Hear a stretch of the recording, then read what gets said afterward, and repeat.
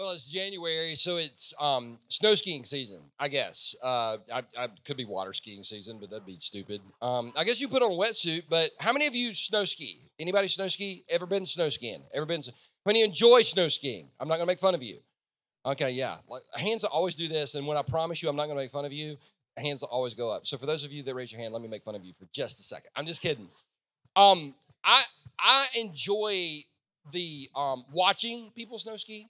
I enjoy going to the ski lodge. I enjoy sitting by the fire and sipping some hot chocolate. I enjoy all the stuff associated with it, but I don't snow ski. And it's not because I haven't tried, and it's not because I haven't been. It's actually because I have been that I don't. And my first experience, isn't that first experience always the thing that either makes it or breaks it? My first experience, I was 8 years old, and my dad and my uncle were sitting at the kitchen table, and they had had a beer 12, and they were talking about the need for me to learn how to snow ski because in the upstate of South Carolina, it snows so much that we all need to learn how to snow ski for survival. For those of you that are northern transplants, it snows here once every 5 years, and we freak out. It's amazing. So, so we drove to Gatlinburg, and we went to this night skiing. Evidently, is cheaper, and it's also the best time to learn how to ski because the mountain is froze solid. It's just a sheet of ice. So if you fall, you at least slide at least 3 feet before you get back up. So we got up there, and they asked, "Did I want a lesson?" And I didn't know. So my dad signs me up for the lesson. And in the lesson, basically for 30 minutes, they teach you how to fall and how to slow down.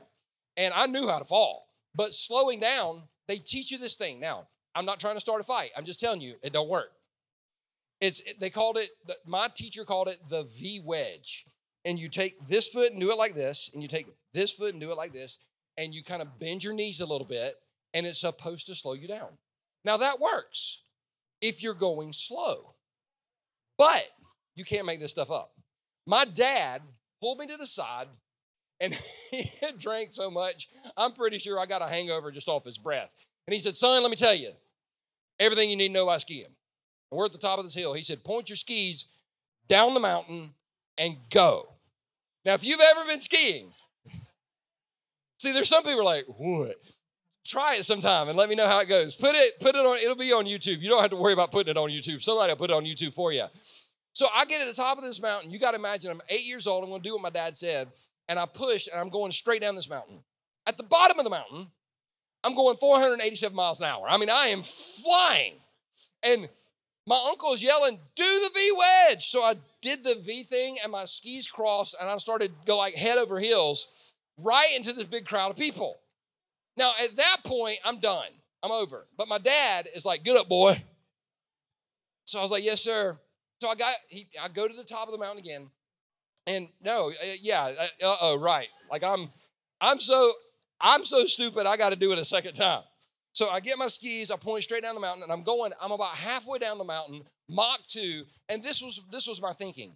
I want to do one of those turn things because I've seen people on TV, seen people all over the mountain. You know how people make skiing look so easy? They're like, whoosh, whoosh, whoosh. I just want to stick them with my pole when I say. So anyway, I that was dark.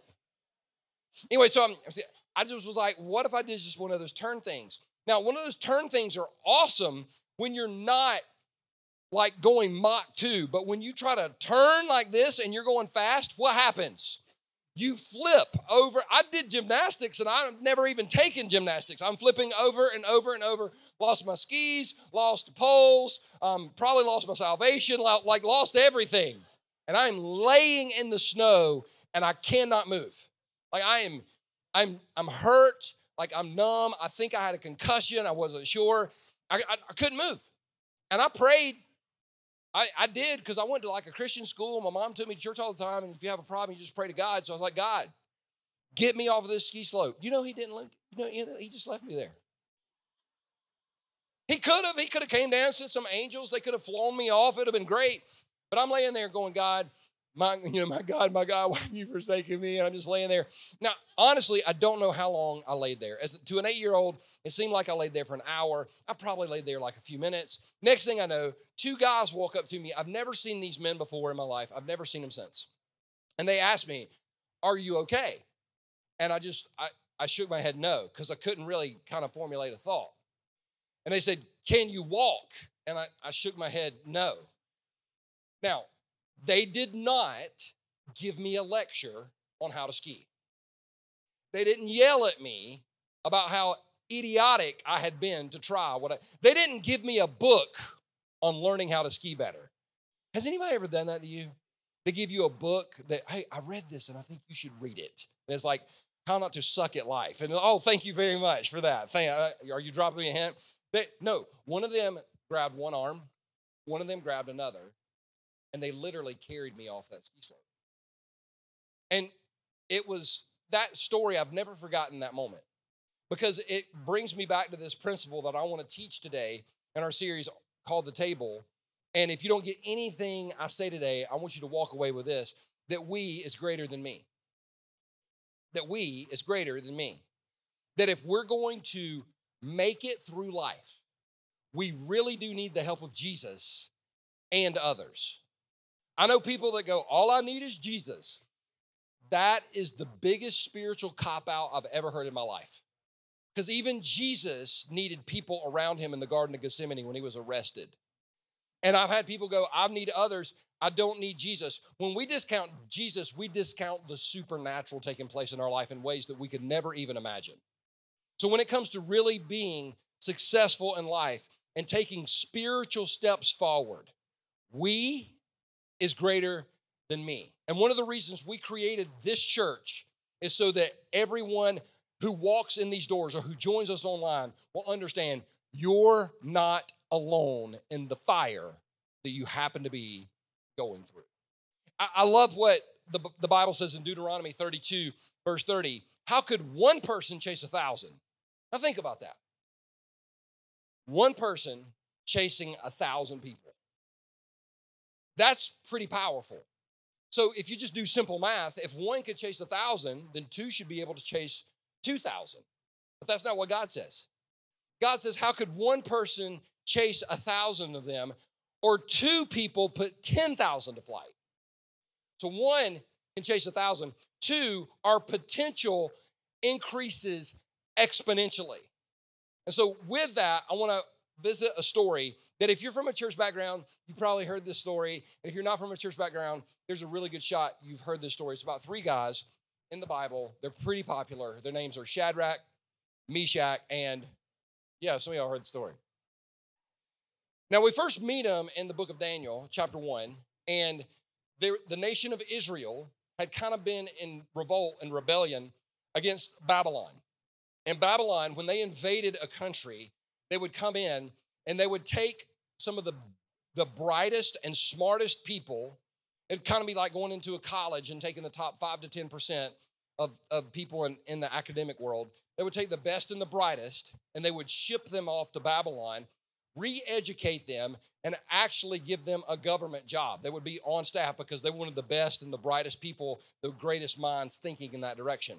So that's how we meet Shadrach, Meshach, and Abednego. When Israel fell, when Jerusalem fell, they were captured and taken into captivity. And they went through some pretty tough times. In Daniel chapter 1 and Daniel chapter 2, we see Shadrach, Meshach, Abednego, and a guy named Daniel go through some pretty tough times. But in Daniel chapter 3 is where stuff gets real. Because they worked for a king named Nebuchadnezzar who was kind of like an egomaniac. And he built an idol 90 feet tall and 9 feet wide of solid gold. Like a statue of himself. Like, I've heard people that take selfies are arrogant. No. People that build statues 90 feet tall and 9 feet wide, solid gold. That's a big deal. By the way, just for the Bible geeks in the room or online, the measurements for the temple that was destroyed in Jerusalem was 90 feet tall and 9 feet wide. So he's basically setting himself up as God. So he builds this idol 90 feet tall, 9 feet wide, and then he said, we're going to have a concert, which, man, I love a good concert. I don't love concerts as much as my boy Dave. We got a guy that volunteers here. He's the leader of our greeting team. His name is Dave. I think this morning he said he's been to 460-something concerts. Yeah, he went to see the Marshall Tucker Band last night. I'm like, were they able to walk on stage, or did they go oxygen mask thing? I don't know. But I used to love going to concerts because back in the 80s when I first started going to concerts, like I didn't smoke, but you stopped by a convenience store and you bought a cigarette lighter, right? Because at some point the band was going to sing the song, and what would you do? You'd raise your lighter, right? And there'd be a lady in front of you, and she had 2 cans of White Rain, and her hair was a pom-pom, and you set it on fire. Kind of get there on purpose. But now it's safe, right? We use our cell phone, right? And everything's safe. So I love concerts, and I love going to concerts. And this what Nebuchadnezzar said, when we get this idol built, we're going to have a concert. But when the music starts, everybody has to bow down to the idol. Now, for me, I'm like, I'm out. Bowing down is the dumbest thing I've ever heard. And then he threw this caveat in. If you don't bow down, you're going to be thrown into a blazing furnace and you're going to burn alive.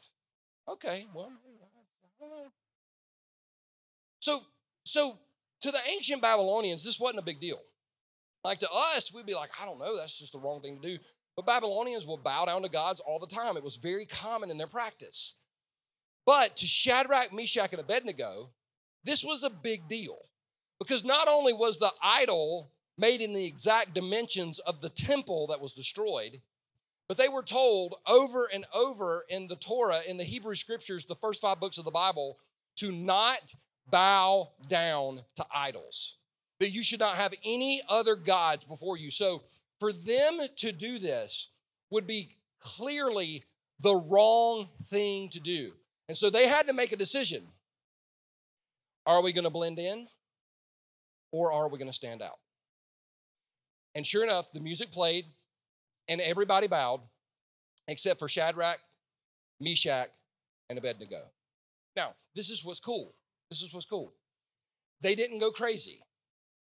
They didn't start the boycott against bowing. My God, if a group of Christians boycott one more thing, I'm going to lose my mind. I'm going to go ahead and tell y'all, anytime Christians say they boycott something, I go buy it. I just do it on purpose. I just go buy it, whatever. We're boycotting this. I'll take 2. Thank you very much. Did you know that nobody ever got the world, for God so loved the world that he sent a boycott? No, he sent his son Jesus to actually give his life up, not to protest all the stupid, anyway, sorry. They didn't yell at people for being idiots for bowing. They simply did the right thing. And did you know that sometimes when you do the right thing, you don't have to talk about it, you don't have to brag about it, you just stand out. Sometimes we have to do the right thing when everybody else is just kind of going along and we know, you know what, everybody else is doing this, but this is the right thing to do. And at the end of the day, I'm going to do the right thing. But notice Shadrach, Meshach, and Abednego stood together. They were unified in this. And this is where it gets interesting, because Daniel tells us, then Nebuchadnezzar, when he found out they didn't bow, flew into a rage. Pause. How many of you know that you're going to make a stupid decision as soon as you fly into a rage? How many know that? How many know that about the person you're sitting next to? I'm just, okay, yeah. It's just telling on them. I have never made a smart decision when I lost my temper. I never, and as parents, we say stupid things to our kids when we lose our temper, don't we? Cut your leg off with that lawnmower, don't come running to me. Okay, we don't have a leg. But he gets furious with rage. And then he says this, in order that Shadrach, Meshach, and Abednego be brought before him. When they were brought in, Nebuchadnezzar said to them, is it true? Like he's kind of shocked by this. And here's the reason why.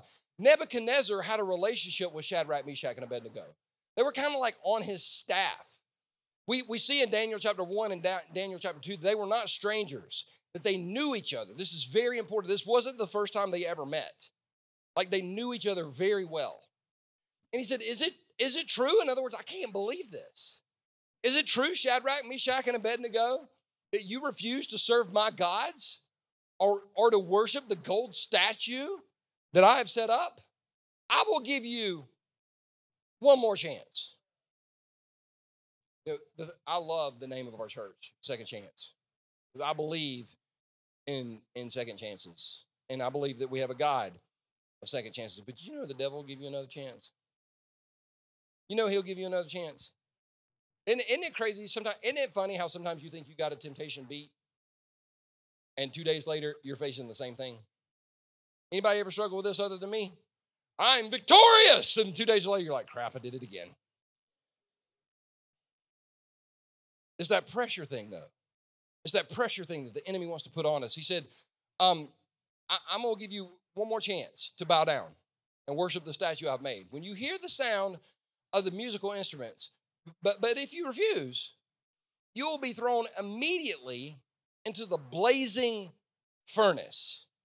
And then what God will be able to save, to be able to rescue you from my power, because he knew they were Jewish. He knew they believed in God, the same God that we believe in. He knew that, so he's kind of picking a fight with God. So it's not going to go well for him. But nobody knows this at this point in the story. They hadn't read Daniel chapter 3, and so he's putting on them pressure. Now, at the end of the day, when we choose to do the right thing, when we choose to stand out, not blend in, the enemy is going to apply pressure to our lives. And we don't make it through that without the help of God or without the help of others. This summer, I was on the phone with a friend of mine, and we were having just a casual conversation. Her and her husband and her 2 kids and their crazy dog were coming back off vacation. And it was, y'all remember this past summer where it was like 98, 99, 100 degrees every day, 100% humidity, like you're just sweating all the time. It's just like, ugh. So I'm talking to them, or I'm talking to her, she's talking to me, and I'm telling you, the conversation was completely normal until she literally let loose on a string of profanity that would have, it would have made the devil blush. I mean, I was like, what the? By the way, these are my people. These are my people. She wasn't quoting Bible verses. I was like, and so I automatically started apologizing, because normally when stuff like that happens, it's my fault. At least I feel like I'm sorry. What I do? And she's like, no. She said, we've got a flat tire. They were going down the interstate, like 75, 80 miles an hour, tire blows. So some of you now you don't have to judge her as much, because you would cuss too, right? And so she pulls over to the side of the road, and I'm like, what do I do? She's like, I don't know. I was like, I'll pray. And I prayed, but it's not like Jesus went and changed her tire for her, right? Jesus, take the wheel. Like, that didn't happen. Just felt the spirit of Carrie Underwood just kind of over me there for a second. So I told her, I was like, well, keep me posted. Hung up. 10 minutes later, she calls me back and says, everything's good. I was like, did you pull into like a NASCAR pit crew? Like, okay, you're done. She's like, no. She said we were angry and confused, didn't know what to do, and the dog's going crazy, and the kids are upset, and the car's not running, and we had to change the tire. And so all of a sudden, somebody from the Georgia Highway Patrol like pulled up behind us, and they had a truck behind them. In that truck, they had a jack, they had somebody, and they literally changed our tire for us and got us back on the road.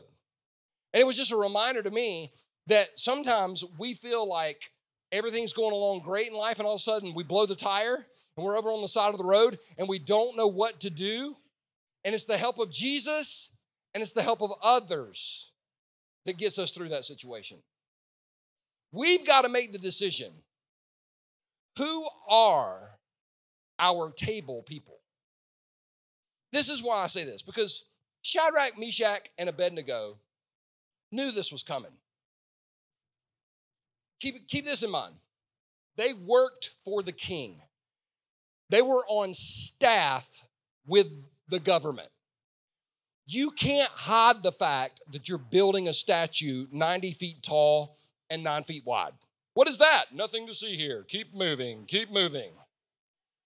They knew the king's intention was, when the statue was built, to have everybody bow down.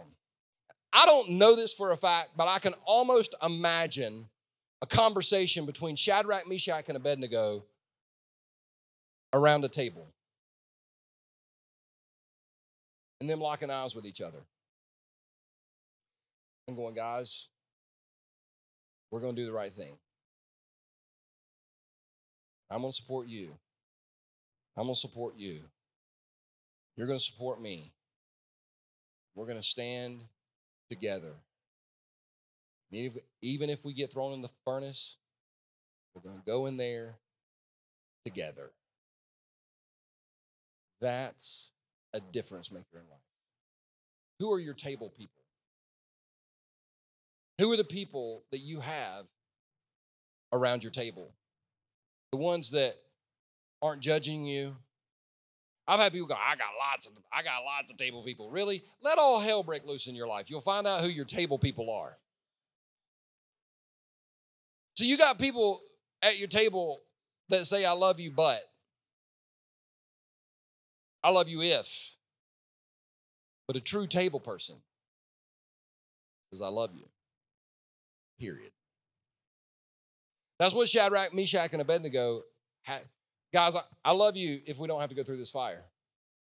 I love you, but we're going to have to bow.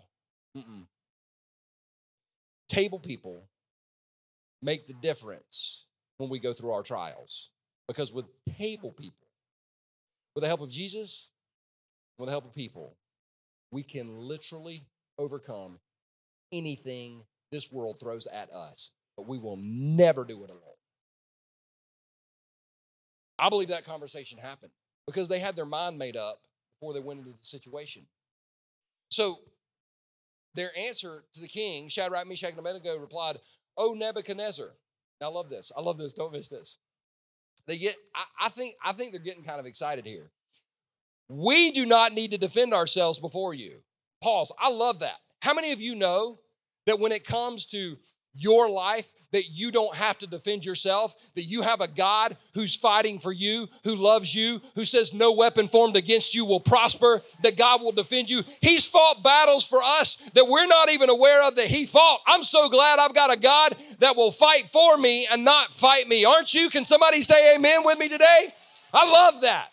You know what? It gets better. He said this. He said, if we are thrown into the blazing furnace, the God whom we serve is able to save us. How many of you know you have a God who's able to save you? He's able to save us from depression and anxiety and worry and disease. And he's able to rescue us from anything that we go through. And that absolutely pumps me up. He will rescue us from your power, your majesty. And at this point, you're like, yeah, give it to him, Shadrach, Meshach, and Abednego. Tell him like it is. But then it gets real because he says this. But even if he doesn't. See, not a lot of amens there. God will fight for us. Yes. God will save us. Yes. God will deliver us. Yes. He might not.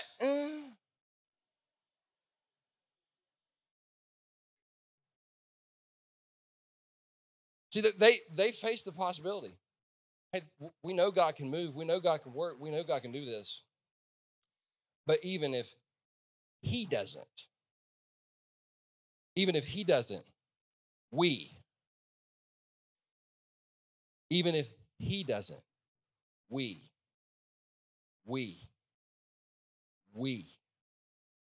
want to make it clear to you, your majesty, that we will never serve your gods or worship the gold statue you have set up.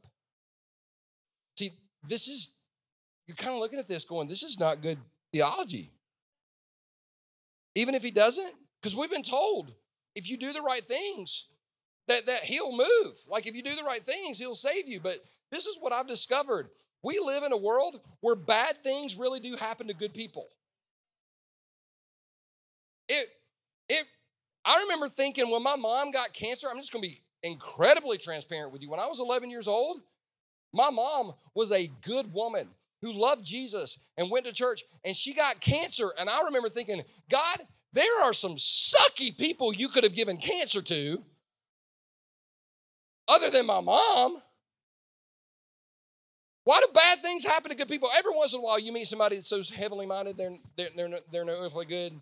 And they go, there are truly no bad things, and there are no good people. I'm like, yeah, you suck. You are, and there are bad things that happen to good people. And there's some people in this room that you're going through something that maybe you never saw yourself going through, or you feel like you're in the middle of a fire that you never saw coming. And maybe you believe it's because you're a bad person or you're a horrible person, but maybe that's not the case at all. Let me ask you this question. How would we know that God is a healer if we didn't get put in situations where we actually needed to be healed? How would we know that God is a provider if we weren't put in situations that we didn't know that God was a provider? How would we know that God is able to save if we weren't put in situations that we needed to actually be saved from? So Shadrach, Meshach, and Abednego are saying, listen, we know that God can and we know that God is able, but even if he doesn't, we're not going to bow. That's what table people do. They stay together.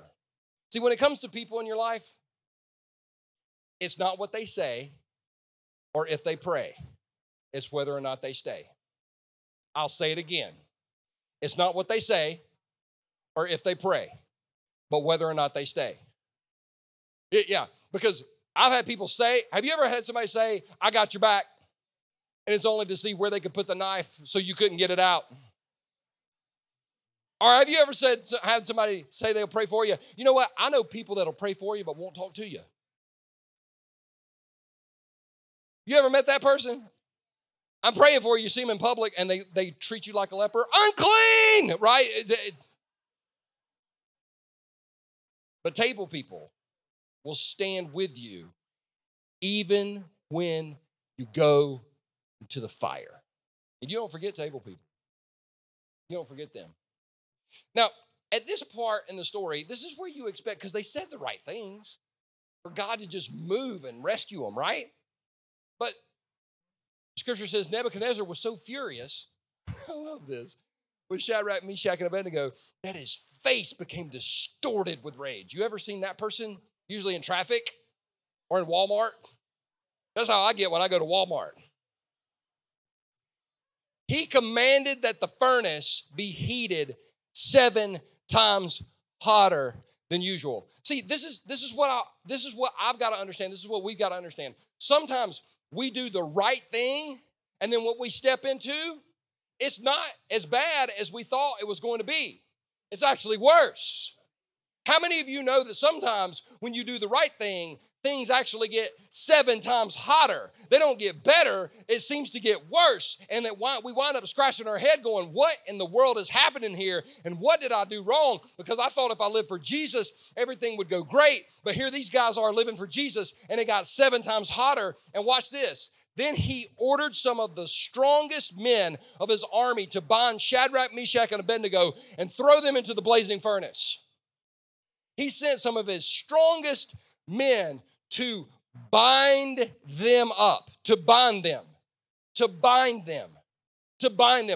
you know that the devil will send some of his strongest demons in hell to bind you, to discourage you, to beat you down? And here's why.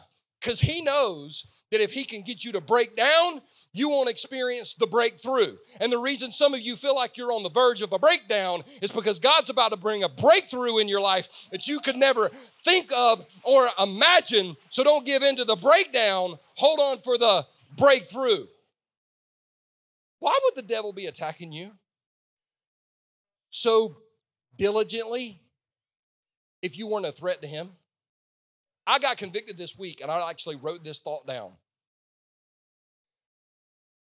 God help me to not allow the devil to see more potential in my life than I see in my life. I hope you don't let the devil see more potential in you than you see in you. You are alive and you are breathing. You are on this planet because God loves you and has a plan for your life that's greater than you could ever imagine. And if you're going through the fire, it's not because you're bad. It's because he wants you to see something that without the fire, you would have never seen to begin with. Watch this, watch this, watch this, watch this. Some of y'all are like, this is good. No, it's just the Bible. I just love the Bible. It's just good stuff. So they tied them up. They tied them up and threw them into the furnace. And I'm thinking like, why you got to tie somebody up to throw them into the fire? What are they going to do? But it's bad, right? Tied them up, thrown in the furnace, fully dressed in their pants, turbans, robes, and other garments. And because the king in his anger had demanded such a hot fire in the furnace, the flames killed the soldiers as they threw the 3 men in. So Shadrach, Meshach, and Abednego, watch this, securely tied. Not just tied, securely tied. Fell into the roaring flames. Now, I'm going to go ahead and tell you, on the my day sucks scale, that's a 10. That's a 10. Can we agree? Getting thrown into a furnace is bad. But you're going to get tied up, securely tied. Securely tied. That means they tied it tight. Now, the reason I'm making a big deal out of securely tied is because I got to show you something that it took me years to see. So they got thrown into the furnace, and they were securely tied. Some of you are like, you got your point across. You got your point across. But watch this. But suddenly, Nebuchadnezzar jumped up in amazement and exclaimed to his advisors, didn't we tie up 3 men and throw them in the furnace? I don't know if they had like a Jumbotron. I don't know how he's watching this thing, but he's watching this thing. Didn't we tie up 3 men? Yes, your majesty, we certainly did, they replied. Look, Nebuchadnezzar shouted, I see 4 men unbound, walking around in the fire, unharmed. And the 4th looks like a god. And the reason he looked like a god is because he's the Son of God. Don't miss this. Shadrach, Meshach, and Abednego did not see Jesus until they got in the fire. Sometimes we don't see his presence until we step into the fire. Now, a couple points to make here. They went into the fire, and the Bible says they were, remember, I made kind of a big deal out of it. They were securely tied. Right here it said they're unbound. What the enemy put on them, Jesus took off of them with the thing that was meant to destroy them. Oh my God, I didn't say that all morning. What the enemy put on them, Jesus took off of them with the very thing that the enemy was going to use to destroy them. See, that really does prove that he takes graves and turns them into gardens. He can take ruins and turn them back into life. They were thrown into the fire, bound, but right here they're unbound, walking around in the fire unharmed. Let me ask you a question. Do you think when they're in the fire with Jesus, do you think they had peace, yes or no? Yes. Do you think they had joy, yes or no? Yes. Do you think they had hope, yes or no? Yes, absolutely. They had peace, they had joy, and they had hope, but they didn't receive those things until they got in the fire. And when they got in the fire, they saw Jesus in a way they would have never seen him had they not gone through the fire that they had to go through. And for those of you that feel like you're in the fire, all I would tell you is this: open your eyes, look around, because you're getting ready to see him in ways you've never seen him or experienced him before. He always shows up in the fire. I love this.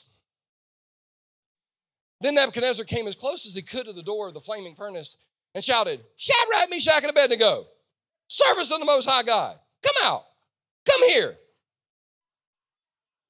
This is like Southern Babylon. So Shadrach, Meshach, and Abednego stepped out of the fire. Now, wait a minute. Now, let's just do some math here. He threw 3 men into the fire. And how many did he see walking around in the fire? 4. But how many came out? Where's Jesus? Still in the fire. Jesus still in the fire, waiting on us. So when we go through the fire, he's just as present with us as he was with Shadrach, Meshach, and Abednego, because Hebrews 13:8 says he's the same yesterday and today and forever. He never changes, and he never abandons us in the fire.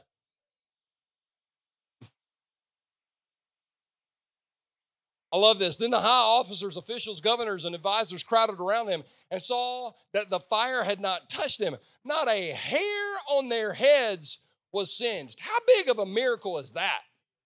Ladies, have you ever burnt your hair with like a curling iron or a straightener? Right? Does it smell? But it says right here that their hair wasn't even. And then I love this. They didn't even smell of smoke. Y'all remember when you used to go to restaurants and they used to have the smoking section and the non-smoking section? Which is kind of like going to a pool. Would you like the peeing or the non-peeing section? Like it all flows together. It's not like you can stop it.